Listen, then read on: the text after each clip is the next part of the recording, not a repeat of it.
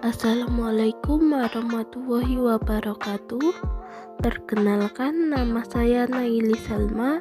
Saya dari Fakultas Psikologi dan Kesehatan UIN Wali Songo Semarang dengan prodi Psikologi.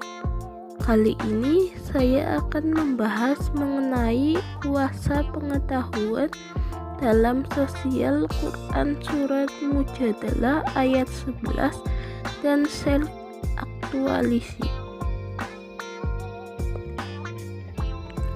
Kuasa pengetahuan dalam sosial Quran Surat Mujadalah ayat 11.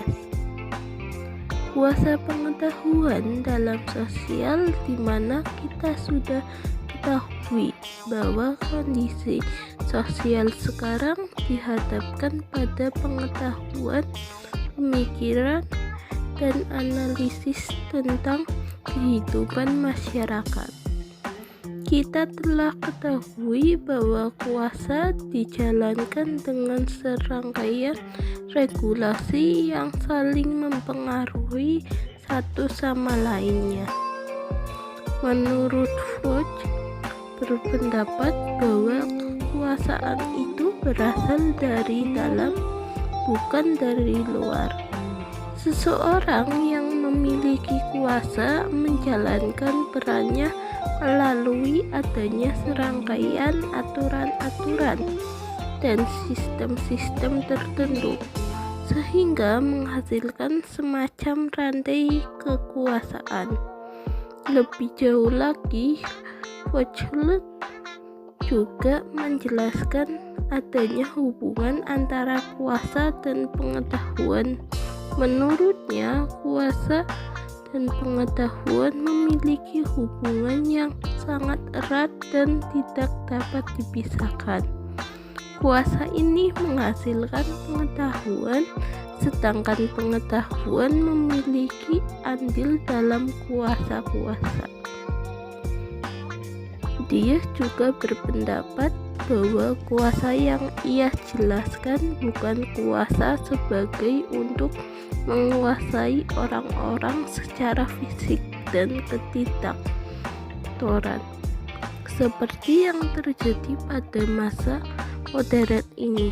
Kuasa bukan lagi melalui fisik dan ketidaktoran, melainkan di mana kuasa disamarkan, disembunyikan, dan diselubungi sehingga terkesan tidak tampak.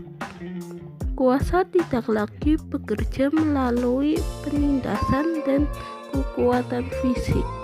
Kuasa ini dijalankan dengan mempunyai regulasi-regulasi yang dijalankan dan ditaati secara sukarela dalam sebuah organisasi, instansi maupun negara, orang-orang secara fisik dan kediktatoran. Berikut adalah surat Mujadalah ayat 11 yang artinya, hai orang-orang beriman, apabila kamu dikatakan kepadamu, berlapang-lapanglah dalam majelis, maka niscayalah Allah akan memberi kelapangan untukmu.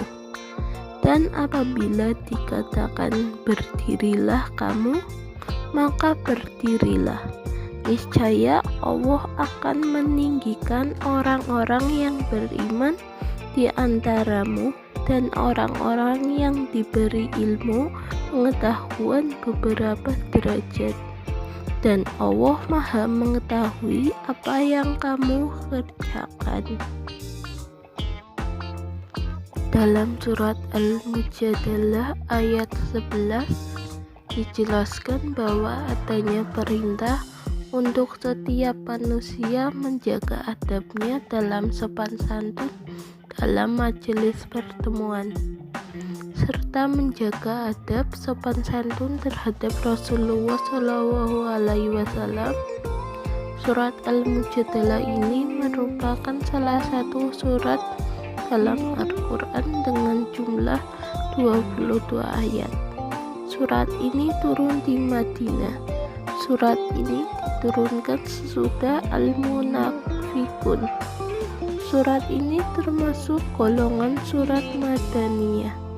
Surat ini dinamai Al-Mujadalah, wanita yang mengajukan gugatan, karena pada awal surat ini disebutkan bantahan seorang wanita, dan ditemui juga Al-Mujadalah yang berarti perbantahan. Pada ayat 11 menerangkan bahwa Allah akan meninggikan derajat orang-orang yang beriman dan orang-orang yang berilmu. Yang selanjutnya itu ada self-aktualisasi atau aktualisasi diri. Maslow berpendapat bahwa aktualisasi diri ini merupakan bagaimana individu dapat mengembangkan bakat dan kapasitas dirinya. Maslow menjelaskan bahwa ada beberapa karakteristiknya individu yang telah mencapai aktualisasi dirinya, yaitu yang pertama itu ada persepsi yang lebih efisien terhadap realitas. Individu yang dapat mengaktualisasi dirinya akan dapat melihat serta mempersepsi orang-orang yang sekitarnya secara objektif. Yang kedua ada menerima dirinya sendiri, orang lain, dan alam. Individu yang dapat mengaktualisasi dirinya akan menerima kekuatan-kekuatan dan kelemahan-kelemahan pada dirinya tanpa keluhan dan kesusahan. Yang ketiga itu ada spontan, efisien, dan alamiah. Dalam semua segi kehidupan, individu mengaktualisasi dirinya bertingkah laku secara terbuka dan tanpa berpura-pura, tidak menyembunyikan emosi-emosinya, bahkan memperlihatkan emosi-emosinya secara jujur. Individu mengaktualisasi dirinya juga bijaksana dan penuh perhatian terhadap orang lain. Yang keempat itu ada fokus dan masalah pada masalah. Individu mengaktualisasi dirinya adalah ketertarikan individu kepada persoalan-persoalan di luar dirinya, sehingga ketertarikan tersebut mendorong individu mengaktualisasi dirinya dengan mengembangkan suatu misi dalam hidupnya sehingga dapat memperluas aktualisasi dirinya. Yang kelima itu ada kebutuhan akan privasi. Individu yang dapat mengaktualisasi dirinya, individu tersebut akan memiliki kualitas permasalahan atau pemisahan dirinya tanpa merasa kesepian dan sendirian. Justru individu akan lebih rileks dan nyaman jika dirinya berada dengan orang lain atau sendirian. Itu saja yang bisa saya sampaikan, kurang lebihnya mohon maaf. Wassalamualaikum warahmatullahi wabarakatuh.